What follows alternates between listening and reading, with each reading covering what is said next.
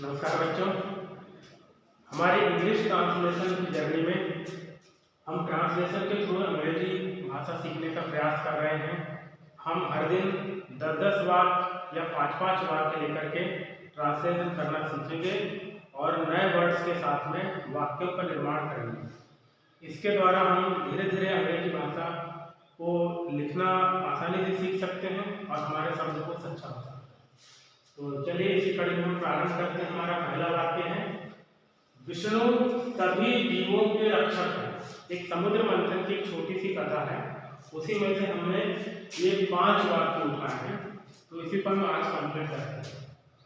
तो यहाँ पर हमें सबसे पहले ट्रांसलेशन में याद रखना है कि हमें सब्जेक्ट पकड़ना है और उसकी वर्ब पकड़ना है। ठीक है बच्चों। अब यहाँ पे क्या हो रहा है, विष्णु सभी जीवों के रक्षक है। यहाँ पे कोई क्रिया हो रही है क्या? नहीं हो रही है। इसका मतलब यहाँ पे सिर्फ बताया जा रहा है कि विष्णु कौन है? रक्षक है। विष्णु सब्जेक्ट हो गया और इनके बारे में ये रक्षक जो है एडजेक्टिव का काम कर रहा है।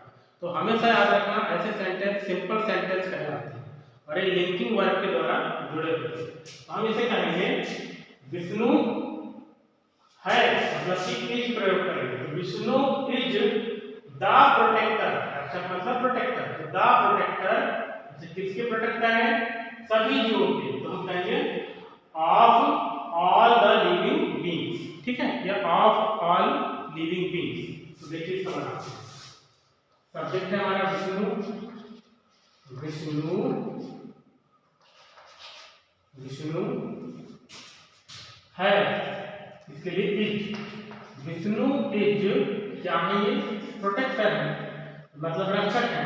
तो क्योंकि यूनिक है ना, तो ये स्पेसिफिक नाउन रहता है, तो इसके लिए द का यूज करते हैं। Vishnu is the protector, protector. अच्छा, किसके प्रोटेक्टर है? सभी जीवों के। देखिए यहाँ पर हम के मतलब का यूज कर दिया जाता है, तो ज्यादा इसमें ऑफ का यूज करते हैं। तो Vishnu is the protector of, अच्छा किससे? सभी जीवों से। तो हम ऑल लिविंग बीइंग, समझे ना? इस तरह से बन गया हमारा वाक्य, Vishnu is the protector of all living beings. ठीक है, इसी कड़ी को आगे बढ़ाते हैं। हम दूसरे वाक्य की तरफ बढ़ते हैं। देवता और दानवों ने समुद्र मंथन किया। ठीक है बच्चों। तो यहाँ पर सब्जेक्ट कौन कौन है? देवता और दानव। ठीक है, ये हमारे पास में हमारे 2 सब्जेक्ट हैं, लेकिन इसको हम एक सब्जेक्ट की तरह ट्रीट करेंगे। दोनों ने मिलकर काम किया है ना। तो देवता और दानवों ने क्या किया? इन्होंने मंथन किया। ठीक है, तो मंथन का अर्थ पता रहना चाहिए। मंथन को हम अंग्रेजी में बोलते हैं चर्न। ठीक है, CHURNED, चर्न बोलते हैं। मंथन करना मतलब चर्न करना। तो चलिए अभी इसी से बनाते हैं। सब्जेक्ट पकड़ते हैं हम, देवताओं को बोलेंगे गॉड्स, है ना, बहुत सारे देवता हैं तो गॉड्स। एंड दानव को बोलेंगे हम डीमंस, गॉड एंड डीमंस। अच्छा, अब अंग्रेजी का रूल सब्जेक्ट के बाद वर्ब आएगा, हम लिखेंगे गॉड एंड डीमंस चर्न किया। ठीक है ना, चर्न का चर्न हो जाएगा, तो चर्न। अच्छा, चर्न किया, किसको किया भाई? समुद्र मंथन है ना, दानवों ने समुद्र मंथन किया। यहाँ पे समुद्र को मंथा है, इसलिए हम लिखेंगे किसको मथा, मंथन किया किसका? किसको मथा? तो समुद्र को। तो लिखेंगे हम द ओशियन, या सी भी लिख सकते हैं, ओशियन ज्यादा बेटर लगता है। Gods and demons turn the ocean, दानवों, देवता और दानवों ने समुद्र मंथन किया। इसी कड़ी को आगे बढ़ाते हैं बच्चों। हम थर्ड वाक्य, अगला वाक्य है, अमृत समुद्र की गहराई से निकला। ठीक है, मतलब यहाँ पर ये एक्टिव वॉइस के रूप में काम कर रहे हैं कि अमृत जो है निकला। तो अमृत हो गया हमारा सब्जेक्ट, निकलना क्या हो गया? बाहर आना, अंदर था बाहर आया, तो कम आउट। उसके लिए कम क्या यूज कर सकते हैं, कम आउट, क्योंकि ये बाहर आ चुका है तो उसको केम आउट करेंगे, पास करेंगे तो जाएगा अमृत केम आउट।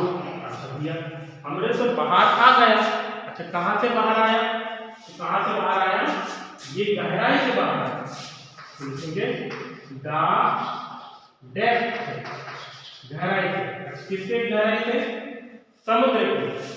तो अमृत के आउट बाहर आया किससे, गहराई से, डेप्थ से,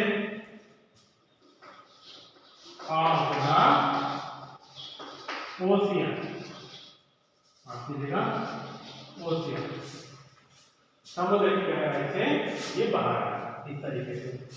देखिए बहुत ही सिंपल है, अमृत सब्जेक्ट हो गया, वर्ब में केम आउट बाहर आया, कहाँ से आया, देखो एडवर्ब ऑफ प्लेस बता रहा है, गहराई से आया, किसकी गहराई से आया, तो का लिंकिंग प्रपोजिशन जोड़ करके बता रहा है कहाँ किसकी गहराई से, तो समुद्र की गहराई से। तो ये इस तरीके से अंग्रेजी के वाक्य जोड़ सकते हैं।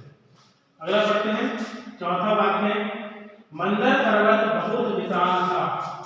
तो सिंपल सा है, सिंपल वाक्य है ना, तो इसको पास्ट में तो फिजिकल तुलना करके क्या करेंगे हम, था है तो पास्ट का प्रयोग करेंगे। तो मंदर पर्वत क्या था, विशाल था, और कैसा, बहुत विशाल था। तो देखिए हम लिखेंगे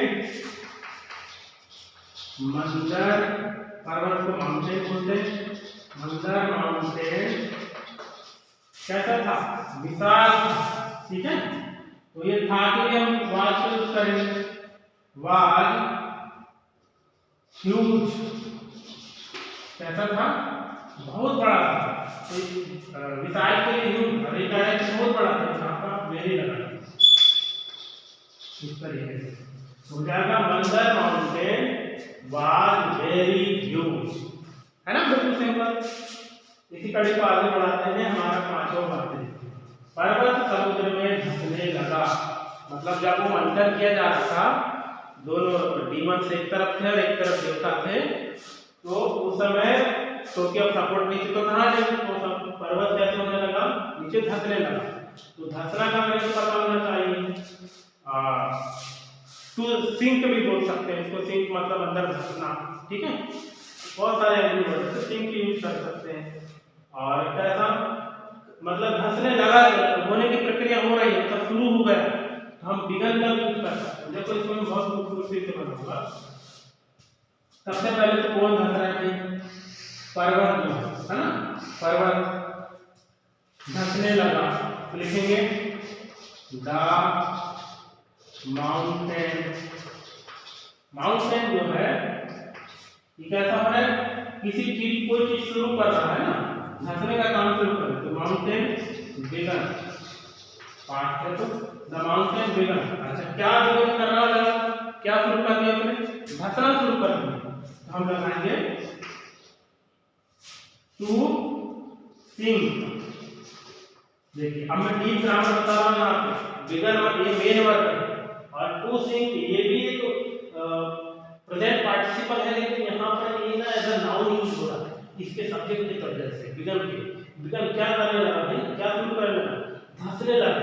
अच्छा धंसने लगा, कहाँ पे धंसने लगा, समुद्र में, समुद्र में धंसता जा रहा है, धंसते जा रहा है। तो मैं इनटू का यूज करेंगे, इनटू द सी या ओशियन, ठीक है।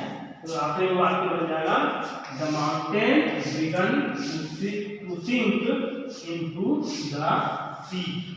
इस तरीके से बच्चों आप बिल्कुल सब्जेक्ट और वर्ब पकड़ो और उसके साथ में कड़ी से कड़ी मिला करके वाक्य बनाना सीखो। शुरुआत में गलती होगी, बिल्कुल मत घबराओ, हमेशा कहीं ना कहीं हमको शुरुआत तो करना ही है।